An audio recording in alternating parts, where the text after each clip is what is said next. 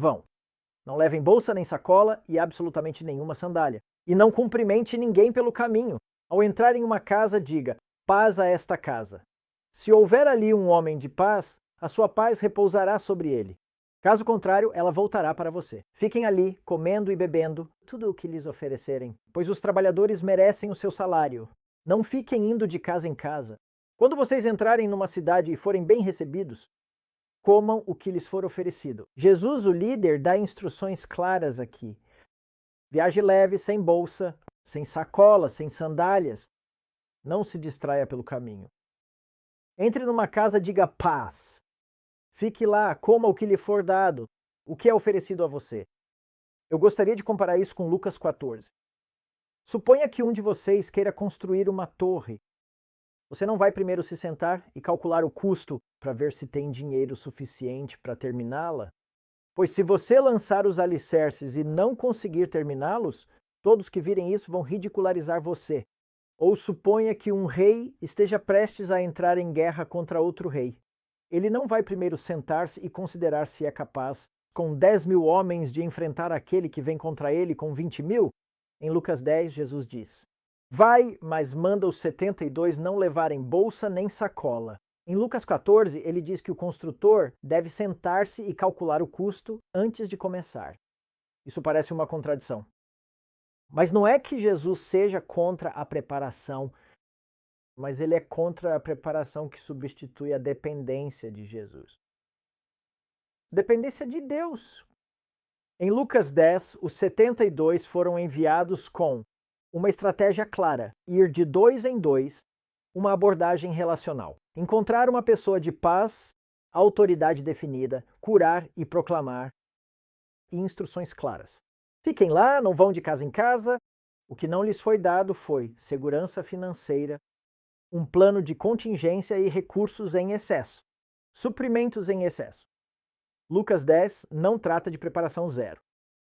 Trata-se de zero excesso. Eles não foram sem uma missão, sem nenhum parceiro, sem quaisquer instruções. Eles foram com precisamente o que era necessário para aquele determinado projeto específico. Acho que todos nós já passamos por isso. Nós vamos em uma viagem, fazemos nossas malas e passou pelos e se? E se estiverem chovendo? E se? E se formos nadar? E se somos suspeitos? E se eu ficar doente? E se formos à igreja no domingo? Colocamos várias coisas na mala para todas as situações, e aí acabamos colocando coisas demais.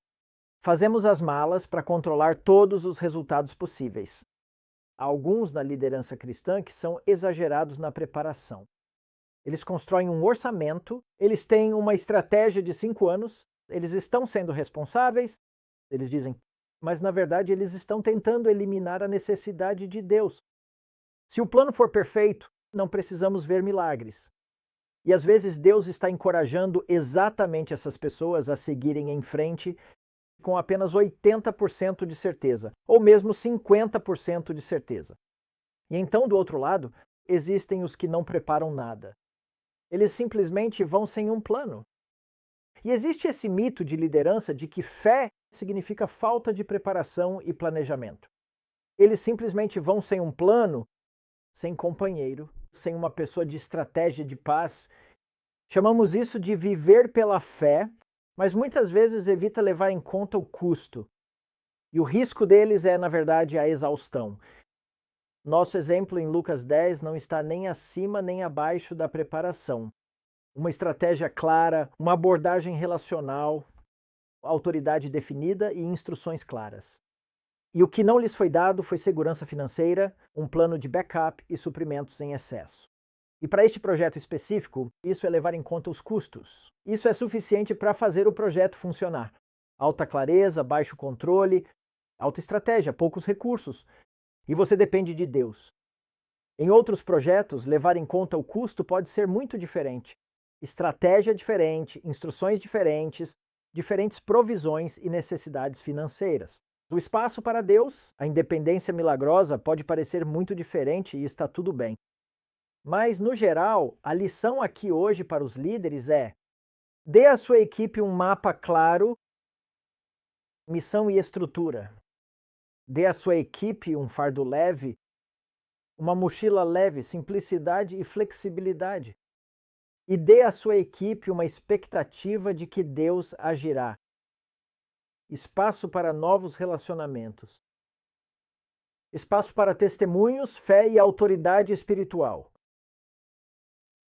Carregar uma mochila pesada e sem um mapa é algo cansativo para as pessoas e exclui a Deus. No entanto, uma tarefa clara com confiança espiritual e dependência de Deus forma líderes verdadeiramente maduros. Princípios muito bons aqui. Pense nisso e aplique isso à sua própria liderança. Um mapa claro, um fardo leve e uma expectativa de que Deus agirá, vai agir. Como líderes cristãos é disso que se trata. A liderança com Jesus prepara-se com responsabilidade e depois avançou com nível suficiente para confiar nele, Deus, para o que não pode ser produzido.